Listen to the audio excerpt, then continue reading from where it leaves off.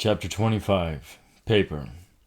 A small house made of crisp white folded paper stood at the end of the gravel path at the edge of the bamboo grove. White origami cranes held together by long pieces of string hung from the origami house's doorway. Longer fingers parted the paper curtains. A tall man emerged from the house.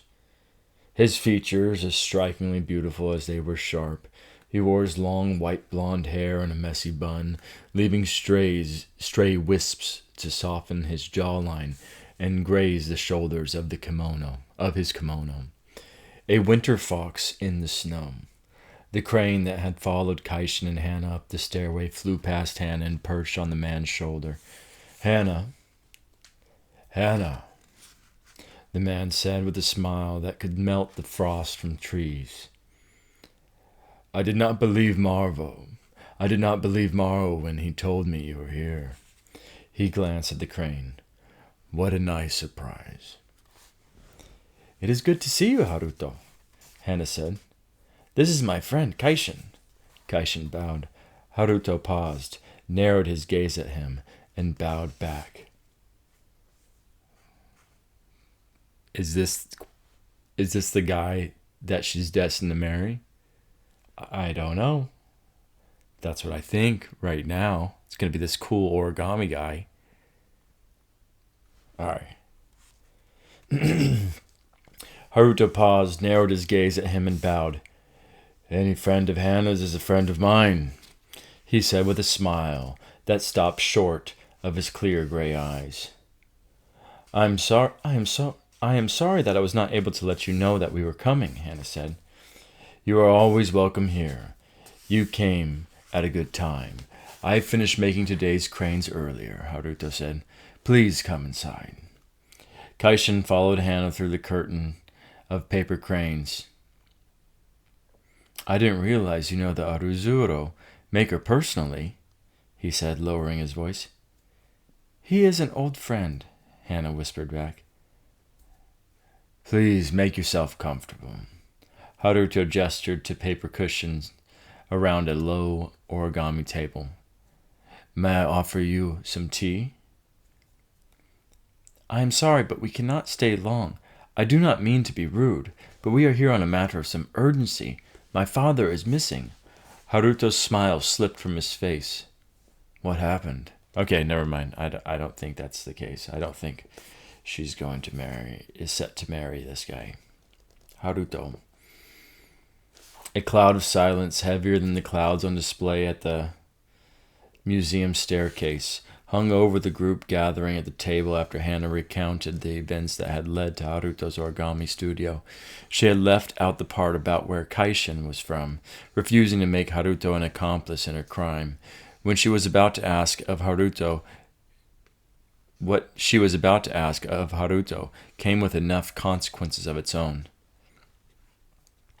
This is my fault. Haruto hung his head low. I am deeply sorry, Hannah. I swear to you that I will make this right. What are you talking about? None of this is your fault. But it is. Entirely. I am certain that your father's disappearance is connected to his last visit. He was here? Kaishin said. When? A month ago, Haruto said. My father never mentioned coming here. We always visit you together, Hannah said. He did not want you or anyone to know. He made me promise to keep it a secret. I am sorry. I should have never agreed to that favor he asked. What favor? Hannah leaned forward, struggling to keep her hands folded over her lap. The same one, I imagine, that you came to ask of me. Hannah's mouth grew dry. She swallowed hard, but found no relief. And your face tells me that I am right, Haruto sighed, slumping his shoulders.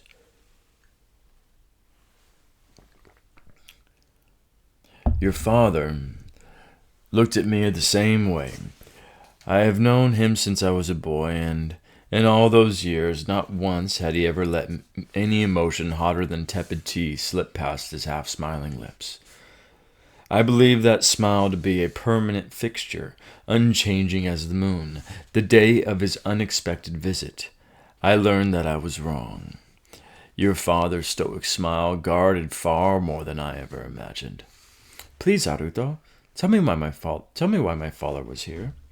Haruto stole a glance at the crane perched at the window's paper sill and lowered his voice. It would be wiser to have this conversation in a place where we can be alone. Let me pack my things, and we can continue this at my house. Thank you, Hannah said. You may be less grateful after I tell you about the part I played in your father's disappearance. Haruto stood up and waved the cranes on the windowsill away. He turned to Hannah and Kaishin. Have either of you traveled through a paper door before? No, Kaishin said. Neither have I, Hannah said. Then I must warn you that it may feel a little different from walking through a wooden one, Haruto said. How different, Kaishin? Kaishin asked. It is difficult to find another thing to compare it to, unless, that is, you have experienced being pressed as thin as paper and folded in two. But it looks more painful than it feels. Haruto walked over to the folding paper screen at the back of the house. He moved the screen onto the side and revealed a large sheet of paper lying on the floor. This door will take you directly to my home. It is large enough for both of you. You can travel there together. Lie down, and I will take care of folding the door. I will follow as soon as I pack my tools. Hannah lay on the paper. Kaishin stretched out next to her. Close your eyes and try to relax. Haruto tucked Hannah's hair behind her ear, his fingertips brushing her cheek. Hannah nodded with a small smile. Kaishin clenched his jaw and looked away. Haruto held up the ends of the paper. You will feel a little uncomfortable, but I will fold as fast as I can. I will need to focus and make every fold precisely, so please stay quiet. Hannah closed her eyes, her heart pounding against her ribs. She could not imagine what it was like to be folded, and she did not have any high hopes that it would be pleasant. She drew a deep breath, exhaling it slowly through her mouth. Are you ready? Haruto asked. Hannah nodded. Then I will begin. Hannah felt the paper lay over the length of her body. She reached for Kaishin's hand. He gently squeezed her fingers and sent a warmth through them that spread beneath her skin and up her arms, melting the tension from her shoulders. It was radiating down her spine. When she felt pressure over her chest, it pushed harder, pinning her down. Paper rustled in her ears as her ribs collapsed, squeezing her lungs and leaving her without air to scream. But if being flattened had caused any pain, Hannah could not feel it. Being paper thin left no room for anything other than the sensation of repeatedly being folded over oneself, shifting in shape and growing increasingly smaller. And when she was so small that she thought another fold would have made her disappear, she felt herself rapidly unfold. Her chest expanded, filling with muscle, blood, and bone. Hannah opened her eyes, gasping for air. A sheet of paper lay over her. She pushed it away and sat up. Let's never do that again. Kaishin stood up and offered Hannah his hand. Are you okay? I think so. Hannah pulled herself up. I do not know how Haruto does that every day. Kaishin looked around the room, admiring the elaborate origami pieces displayed on its walls and shelves. He seems to genuinely like being an origami artist. He does. He's very lucky, Hannah said. He found his passion in his duty. His mother was the museum's artist before him. Haruto once told me that she was not very happy. The two of you seem to be, close. We are. We have known each other since we were children. Paper rustled behind her. Hannah turned. Haruto. The paper door on the floor swung open. Haruto emerged from it and gracefully stood up. A paper satchel was slung across his chest. How was the trip? I hope that didn't cause you too much discomfort. It was good, Hannah said. You have always been a terrible liar, Hannah. Haruto smirked.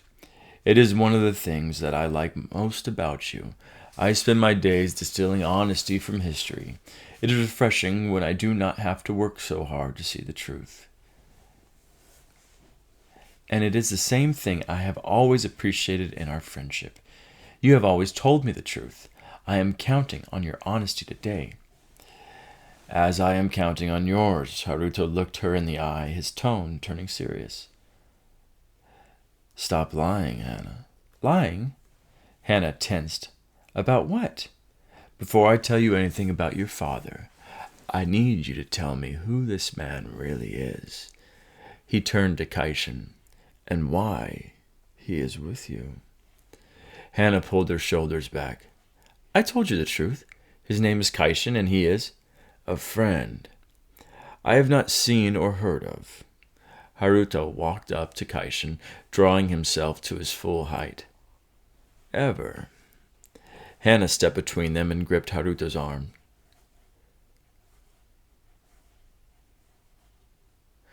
Who he is isn't important right now.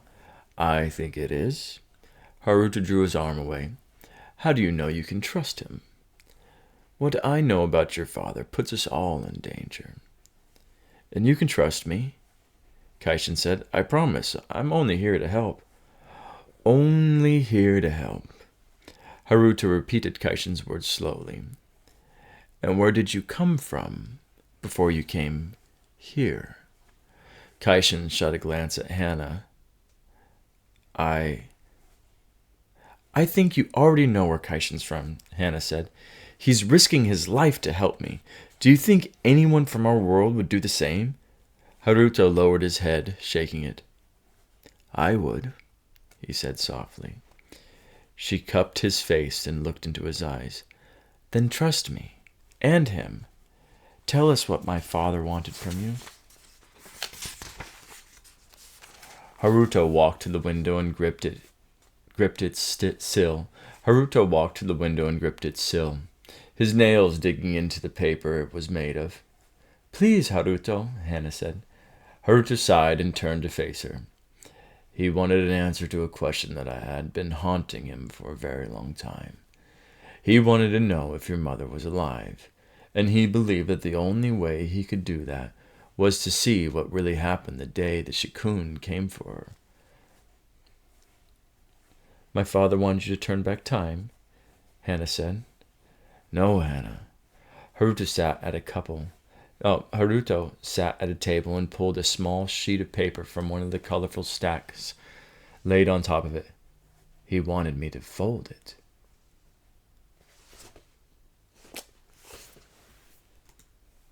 I don't know what that means.